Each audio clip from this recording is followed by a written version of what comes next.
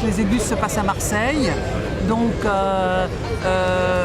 je pense que la mobilisation va être importante parce qu'on a sollicité tous les XAPA, tous les CARU, toutes les structures de réduction des risques et apparemment il y a un très bon retour et on devrait avoir à la fois des professionnels et des usagers, peut-être de tout le département et ça pour nous c'est très important. This is the first day of a couple of days of meetings and it's all on harm reduction and as I come from the Netherlands, from Amsterdam, I know the importance of developing pragmatic, realistic programs, services for drug users. And I've been told that Marseille is having this lead role in France and has been opening up harm reduction services and programs over the last 15 years and are planning to open new ones in the near future. Marseille, ville symbole des incohérences et des paradoxes de notre politique. Marseille, héroïne. Marseille, réduction des risques. Marseille, trafic.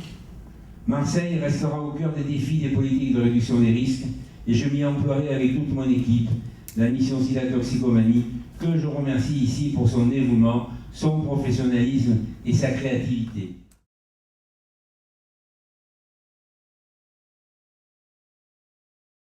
Amsterdam and Marseille have a very long drug history, and both of them have been at the cradle of pragmatic innovations that started harm reduction. Drug use is a part of our society and won't be solved, like with a magic stick. It's here and it's here to stay. But harm reduction has been very important in minimizing some of the damage. But there are still lots of things that we can work on. That harm reduction should not only address, let's say, the consequences of drug use, but also the root causes of marginalization of drug users, and that is our counterproductive drug laws and regulation. I think that there's a huge challenge for harm reductionists, people working in health services, to look and link with the movements and the developments in other parts of Europe and in other parts of the world where the voice for regulating illicit drugs is growing and growing. The key to the success in my country, in my city, in Marseille and in France is collaboration. Collaboration which has to be initiated like it worked 25 years ago from bottom up. It has to start with grassroots organizations. They did it and they will do it again. So I would like to finish this introduction on the power of grassroots organizations by a quotation from the anthropologist Margaret Mead. And the phrase is, "No doubt a small group of thoughtful, committed citizens can change the world. It's the only thing that has ever worked."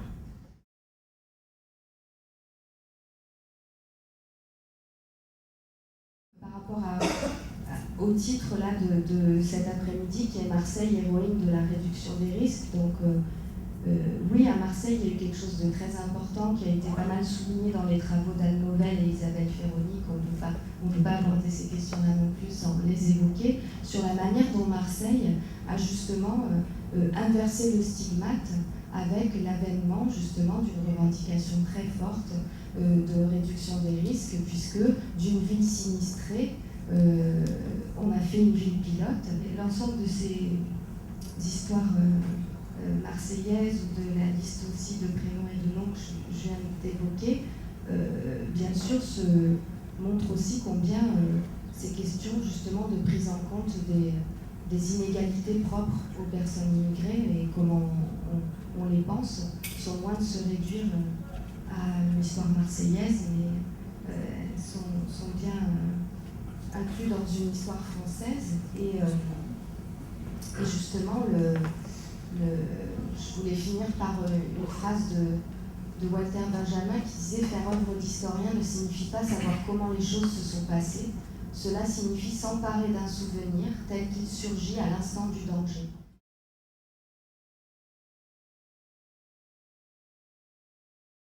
Moi, je ne viens pas du tout de la RDR, je ne viens pas du tout de l'autosupport. C'est des choses que j'ai découvertes très récemment quand je me suis posé la question de ce qu'on pouvait mettre en place de novateur un petit peu dans une approche écologique différente qui remettrait un petit peu l'usager au cœur de nos préoccupations.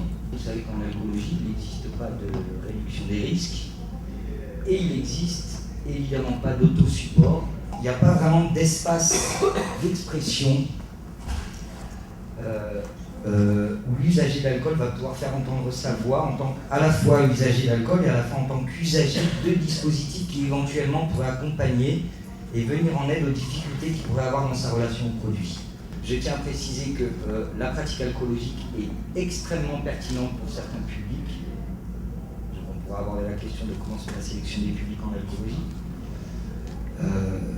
Je pense que, à l'inverse de la pratique d'injection, comme il n'y a pas de substitution à l'alcool et comme il n'y a pas de mode d'ingestion propre pour l'alcool qui permettrait qu'en intervenant sur ces deux aspects, on réduise les risques liés aux usages, parce que l'alcool est toxique en lui-même, il est bien plus que tous les opiacés et que toutes les drogues illicites, la simple absorption répétée de manière chronique induit des dommages. Ça, c'est une réalité acquise.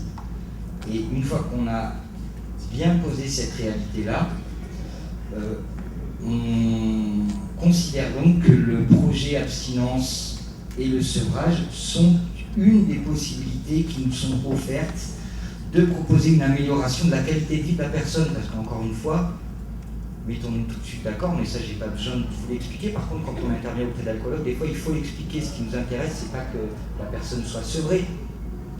Ce qui nous intéresse, c'est pas que la personne cesse d'ingérer un toxique. Ce qui nous intéresse, c'est que sa qualité de vie soit améliorée. Ça, parfois, c'est un peu difficile à faire entendre.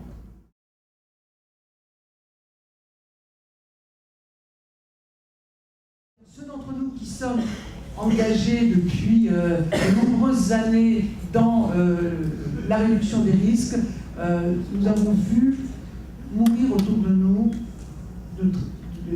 des gens en quantité. On nous a expliqué de façon extrêmement pointue tout à l'heure pourquoi toutes ces morts, qui sont souvent des morts liées au VIH, ont été sinon escamotées, du moins, enfin, personne n'en a jamais véritablement parlé. Et moi je pense qu'il faut qu'on s'arrête un peu maintenant dans le temps qui est le nôtre et qu'on y pense.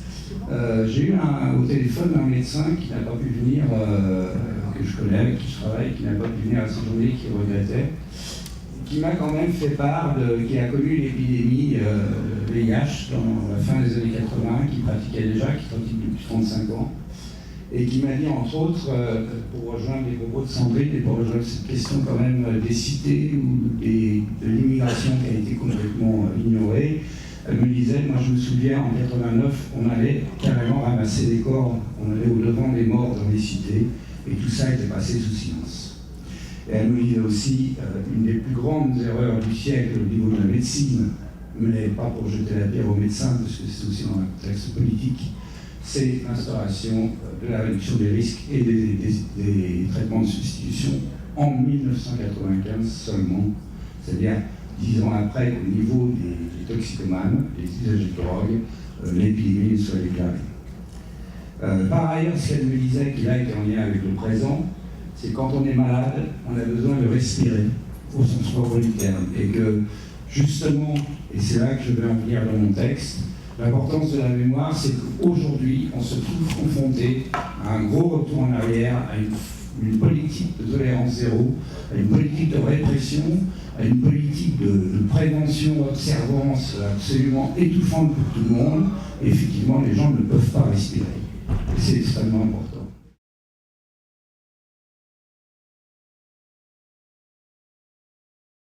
Cette journée à Sud qui est extrêmement, qu'on a voulu locale, qu'on a voulu spécifique, qu'on a voulu marseillaise, elle est intégrée à un mouvement qui est effectivement un mouvement international, et comme je le disais au départ, même l'existence de la Sud est né de ces projets internationaux, de ces conférences qui se passent un petit peu partout, tout autour de la planète, où on se retrouve pendant quelques jours et où c'est quand même pour nous, enfin en tout cas pour moi ça l'a été, les usagers de drogue, un choc de voir que des gens qui parlent pas la même langue, qui sont à l'autre bout de la Terre, font exactement la même chose et surtout soulèvent ce stigmate énorme de dire oui, on est des consommateurs de substances illicites et on a des droits de citoyens et on doit se battre pour ces droits et rien ne se fera sans nous dans ces politiques.